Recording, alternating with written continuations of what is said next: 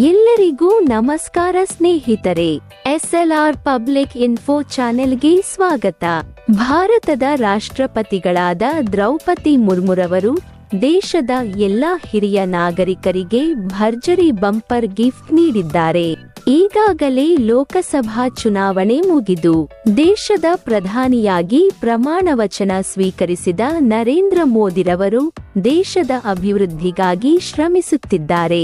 ಇದೇ ರೀತಿಯಾಗಿ ರಾಷ್ಟ್ರದ ಪ್ರಥಮ ಪ್ರಜೆಯಾದಂತಹ ರಾಷ್ಟ್ರಪತಿ ದ್ರೌಪದಿ ಮುರ್ಮುರವರು ದೇಶಾದ್ಯಂತ ಇರುವ ಎಲ್ಲ ಹಿರಿಯ ನಾಗರಿಕರಿಗೆ ಬಂಪರ್ ಗಿಫ್ಟ್ ಅನ್ನ ನೀಡಲಾಗಿದ್ದು, ಸಂಸತ್ತಿನಲ್ಲಿ ಜಂಟಿ ಅಧಿವೇಶನದ ಭಾಷಣದ ವೇಳೆ ಈ ಘೋಷಣೆಯನ್ನ ನೀಡಿದ ದೇಶದ ಎಲ್ಲಾ ನಾಗರಿಕರಿಗೆ ಬಂಪರ್ ಗಿಫ್ಟ್ ಅನ್ನ ನೀಡಿದ್ದಾರೆ.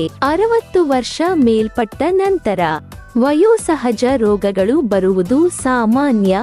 ಅಂತಹ ರೋಗಗಳಿಗೂ ಉಚಿತ ಚಿಕಿತ್ಸೆಯನ್ನ ಪಡೆದುಕೊಳ್ಳಲು ಆಯುಷ್ಮಾನ್ ಭಾರತ್ ಕಾರ್ಡ್ ಯೋಜನೆಯನ್ನ ಈಗಾಗಲೇ ದೇಶಾದ್ಯಂತ ಜಾರಿಗೊಳಿಸಲಾಗಿದೆ. ಅದಕ್ಕಾಗಿ ಆಯುಷ್ಮಾನ್ ಭಾರತ ಯೋಜನೆಯ ಕಾರ್ಡ್ ಪ್ರತಿಯೊಬ್ಬರು ಕಡ್ಡಾಯವಾಗಿ ಅರ್ಹರು ಮಾಡಿಸಿಕೊಳ್ಳಲೇಬೇಕು.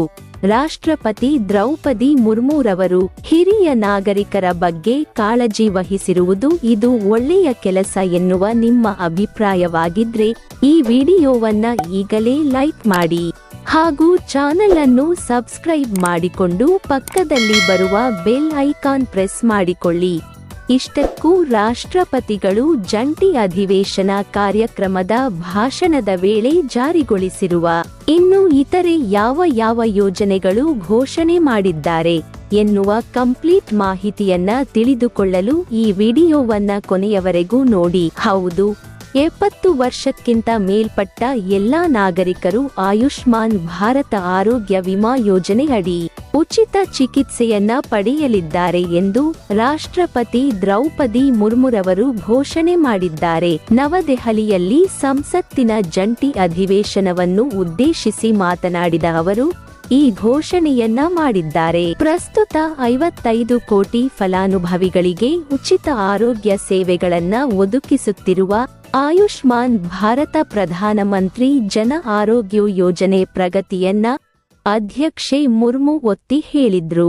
ಇದಲ್ಲದೆ ಸರ್ಕಾರವು ಈ ದೇಶದಲ್ಲಿ ಮತ್ತೊಂದು ನಿರ್ಧಾರವನ್ನ ತೆಗೆದುಕೊಳ್ಳಲಿದೆ.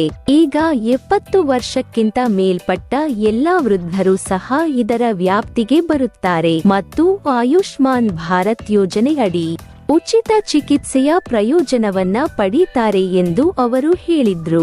ಆಯುಷ್ಮಾನ್ ಭಾರತ ಪ್ರಧಾನಮಂತ್ರಿ ಜನ ಆರೋಗ್ಯ ಯೋಜನೆ ಅಡಿಯಲ್ಲಿ 55 ಕೋಟಿ ಫಲಾನುಭವಿಗಳಿಗೆ ಉಚಿತ ಆರೋಗ್ಯ ಸೇವೆಯನ್ನ ಒದಗಿಸಲಾಗ್ತಾ ಇದೆ ಎಂದು ಮುರ್ಮು ಹೇಳಿದ್ರು.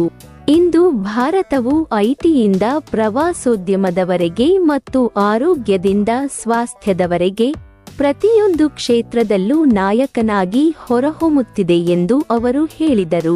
ವಿಶ್ವದ ಅತಿ ದೊಡ್ಡ ಸಾರ್ವಜನಿಕ ಅನುದಾನಿತ ಆರೋಗ್ಯ ವಿಮೆ ಯೋಜನೆಯಾದಂತಹ ಆಯುಷ್ಮಾನ್ ಭಾರತ ಪ್ರಧಾನಮಂತ್ರಿ ಜನ ಆರೋಗ್ಯ ಯೋಜನೆ 12 ಕೋಟಿ ಕುಟುಂಬಗಳಿಗೆ ದ್ವಿತೀಯ ಮತ್ತು ತೃತೀಯ ಆರೈಕೆ ಆಸ್ಪತ್ರೆಯ ದಾಖಲಾಗಲು ಪ್ರತಿ ಕುಟುಂಬಕ್ಕೆ ವರ್ಷಕ್ಕೆ 5 ಲಕ್ಷ ರೂಪಾಯಿಗಳ ಆರೋಗ್ಯ ರಕ್ಷಣೆಯನ್ನ ಒದಗಿಸುವ ಗುರಿಯನ್ನ ಹೊಂದಿದೆ ಎಂದು ಅವರು ಹೇಳಿದ್ರು. ಇನ್ನ ಪ್ರಧಾನಿ ಕಿಸಾನ್ ಸಮ್ಮಾನ್ ನಿಧಿ ಅಡಿಯಲ್ಲಿ ನನ್ನ ಸರ್ಕಾರ ದೇಶದ ರೈತರಿಗೆ 3.20 ಲಕ್ಷ ಕೋಟಿ ರೂಪಾಯಿಗಳನ್ನ ಒದಗಿಸಿದೆ ಎಂದು ಅಧ್ಯಕ್ಷೆ ದ್ರೌಪದಿ ಮುರ್ಮುರವರು ಹೇಳಿದ್ದಾರೆ.